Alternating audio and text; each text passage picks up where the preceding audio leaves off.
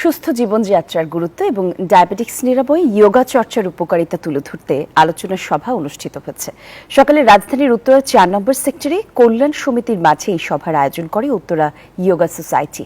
এ সময় ডায়াবেটিক্সের মতো নীরব ঘাতক রোগ মোকাবেলায় সবাইকে সচেতন হওয়ার পাশাপাশি শরীর চর্চার আহ্বান জানান বক্তারা। আর এই অনুষ্ঠানে প্রধান আলোচক ডাক্তার আমানুল্লাহ ডায়াবেটিক্স নিরাময়ে সুস্থ জীবনচর্চার এবং নিয়মিত যোগা চর্চার প্রয়োজনীয়তা নিয়ে বক্তব্য রাখেন।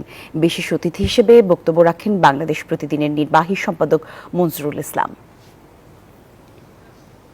আপনারা যারা এই সেন্টারের সাথে জড়িত আছেন, এই সেন্টারটা একটু তদারকি করলে এটা খুব একটা ডিসিপ্লিন জায়গা হতে পারে। এটাও আমাদের সেক্টরের একটা বড় বিষয়।